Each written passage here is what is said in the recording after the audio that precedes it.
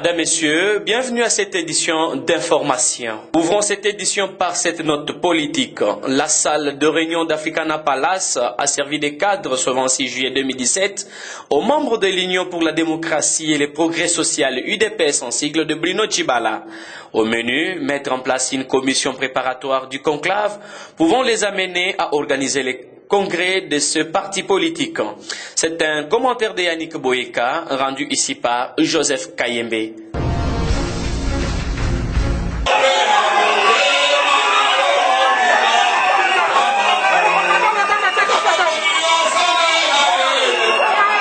Plusieurs personnes venues de tous les coins et recoins de la République ont participé activement à cette grande activité, notamment les autorités politico-administratives, les militants et militantes restant confiants en M. Tshibala Nzenze.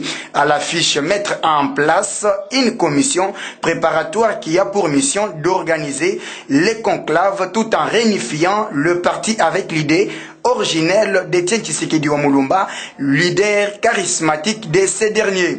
En outre, Tshibala Nzenze approuve l'intention de cohabiter avec ses pairs qui se disent de l'UDPS afin d'éviter le malentendu et poursuivre les chemins de la lutte d'un pays de droit créé par le fait docteur Tshisekedi Mulumba. Sachez que Tshibala Bruno, actuel premier ministre de la RD Congo, est le membre fondateur de l'UDPS et il est parmi les membres signataires des statuts de ce parti, a-t-il martelé à l'audience qui le suivait attentivement.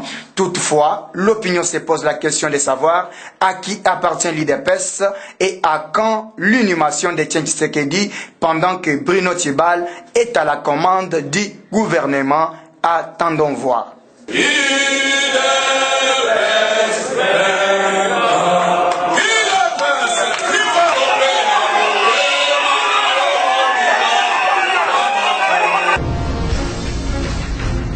La désignation de Joseph Olengankoy à la tête du CENSA est un non-événement. Tels sont les propos de Jonas Tiombela Kabiena, coordonnateur de la nouvelle société civile congolaise. Suivez-les au micro de Théodore Loumou sous les images de Passiangoy. Je crois que cette nomination, nous l'avons accueillie avec beaucoup de déception, que le pays va de mal en mal, de violation de l'accord en violation de l'accord. La personnalité controversée de M. Olengankoy, personne ne sait qu'il est trempé dans beaucoup de choses qui n'ont pas fait avancer ce pays sur le plan démocratique, vous le savez bien. Al-San City, lorsqu'il était question de désigner le vice-président pour conduire la transition, vous savez quel rôle M. Olengankoy avait joué lorsqu'on pouvait désigner M. Tshisekedi, qu'il est aujourd'hui en train de se réclamer être l'héritier, mais il a trahi déjà à cette époque-là au profit de professeur Zaïdi Ngoma. Ça, nous le savons. Vous savez que M. Olengankoy a été au gouvernement. Comment est-il parti de ce gouvernement là-bas? Tout le monde doit oublier ça si facilement comme cela. Vous savez qu'il avait des bus qu'il avait achetés dans cette ville, Congo Mon Plaisir. Peux-tu nous dire les sortes de ces bus-là? Et maintenant, nous les mettons à la tête d'une institution qui doit profiler l'avenir d'une nation. Nous estimons que vraiment, nous sommes tombés à un niveau tel que nous ne pouvons plus faire avancer avec la démocratie. Donc pour nous, déjà, ce passé-là ne militait même pas pour qu'on puisse encore mettre à l'avant-plan M. Joseph Olengankoy. Jonas Kabiena, coordonnateur de la nouvelle société civile congolaise, interpelle la conscience de jeunes pour se prendre en charge. Pour lui, le pays va très mal. Suivez ces commentaires de Théodore Loumou. La jeunesse de notre pays est interpellée pour s'assumer et nous devons renouveler la classe politique, exiger des élections, Il est temps que la jeunesse congolaise se prenne en charge et chasser tous les vieux qui ne savent pas bien conduire le pays. La situation dans notre pays devient de plus en plus chaotique. L'homme averti en vaut deux. C'est sur ce ton monté que le coordonnateur de la nouvelle société civile congolaise, Jonas Tiombela, a décrié la mégestion du pays. C'est le glissement vu, c'est la violation flagrante de l'accord. Comme en politique, il n'y a pas de morale. Voilà, nous donnons des leçons à des générations qui vont venir. Voilà pourquoi la jeunesse de notre pays nous devons renouveler la classe politique. La jeunesse de notre pays est interpellée pour s'assumer, et nous devons renouveler la classe politique, exiger des élections, exiger le calendrier. C'est tout nous travailler là-bas. Il ne faut pas continuer à croire à cette vieille classe politique qui nous a pris en otage depuis 60 jusqu'à ce jour et nous n'avons pas la solution. Il y a dedans des hommes progressistes qui sont vieux mais très jeunes en mentalité. Cela mérite notre soutien. Donc nous allons voir dans quelle mesure cette question doit être posée. Donc moi je pense que la déclaration de M. Nanga, j'espère que celui qui est dans la machine, il sait ce qu'il dit, il sait ce qu'il fait, mais je pense que tout ne dépend pas de lui. Il y a un problème du côté de la classe politique. Lui n'est que quelqu'un qu'on doit mettre des choses. Comme il n'est pas dans les conditions de le dire, il est en train de jouer à ce jeu. Ils doivent aussi protéger l'emploi. Ça, il ne faut pas l'oublier. Notons que le pays va très mal et très mal. Il faut retourner à la case départ, là où les dialogues étaient bloqués. La signature des arrangements particuliers autour des évêques et la désignation du Premier ministre et des membres du CENSA a martelé Tchomela Kabiena. La nouvelle société civile, nous proposons de rentrer là que l'accord s'était bloqué. De rentrer là que l'accord s'était bloqué. L'accord s'était bloqué. On avait un problème de désignation du Premier ministre, de signature de l'arrangement parti. Ce qui s'est passé au Palais du Peuple, ça n'a rien à faire avec l'accord. Là, c'est un schéma de camouflage, j'allais dire même un coup d'État. Parce que il faut rentrer au schéma consensuel, négocier et signer le 31 décembre avec la majorité et l'opposition réelle. Je parle de l'opposition réelle. Je ne vais pas parler de gens, de jouisseurs qui, à un moment donné, lorsqu'ils sentent qu'on les a brandis un morceau de l'os, tous ils bavent pour aller prendre. Non, je ne suis pas dans cette dynamique-là. Économie dans ce journal, face à la situation économique que traverse la République démocratique du Congo, les Guinois n'ont pas manqué de mots pour présenter leur mécontentement. Kayembe Joseph et Jourdain Deko les ont rencontrés, suivons-les. Mois de janvier, l'autre dans le mois de juillet, combien? 170. Deux fois c'est de passer par des événements demeurant sans solution. La population congolaise en général, particulièrement celle de Kinshasa, s'inquiète surtout de l'inflation galopante que connaît le pays ces derniers jours. Le dollar américain ne cesse de prendre de l'ascenseur du jour le jour. Le prix de tous les biens sur le marché ne font qu'augmenter.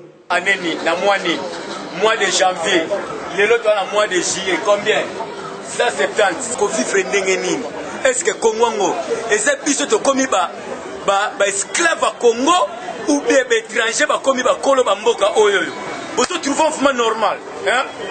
Biloko nyonso oya kota kolia difficulté, oya kota transport difficulté, siko classe abana yango oyo toza na mois de août déjà tozo kota encore un mois. Moyen ya ko supporter bana na Minerval exacté.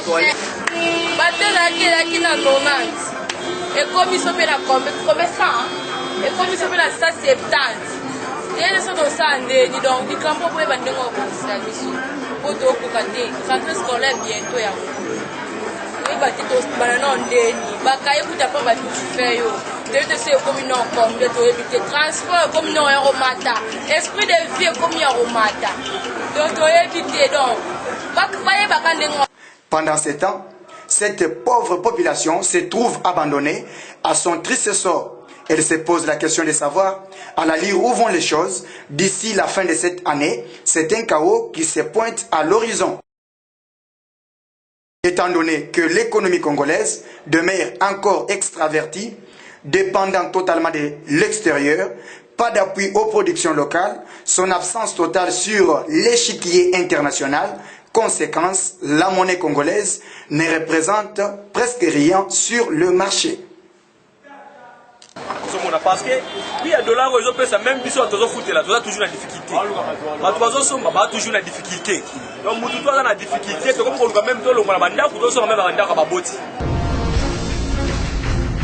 Sport pour chiter, madame, messieurs, les centres de formation de basketball, ABS, que dirigent les coachs Adekoko, est motivé à encadrer le jeune pendant cette période de vacances. Et les meilleurs seront sélectionnés pour une bourse en Espagne et aux États-Unis d'Amérique. C'est au terrain de l'IMCA à Matongé que se passe cette formation. Je vous propose ces commentaires de Joseph Kayembe sous les images de Jourdain Deko.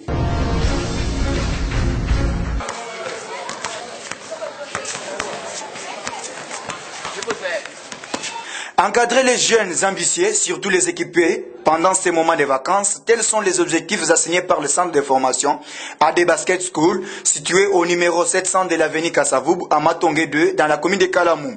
En 2 ans d'existence, ce centre a produit déjà 2 athlètes qui évoluent en Europe. Un motif de satisfaction de son initiateur et entraîneur AD Coco. C'est l'encadrement de la jeunesse, d'abord. L'encadrement de la jeunesse, occuper les enfants pendant les vacances, éventuellement aider les autres, ceux qui vont progresser pour aller étudier, prendre leur bourse pour l'Europe, aller étudier en Europe et aider aussi les autres qui vont rester ici en RDC pour progresser. Aussi AD Coco, tout en reconnaissant la souplicité des conditions d'adhésion, il lance tout de même un appel aux personnes de bonne volonté pour soutenir et appuyer les activités du centre.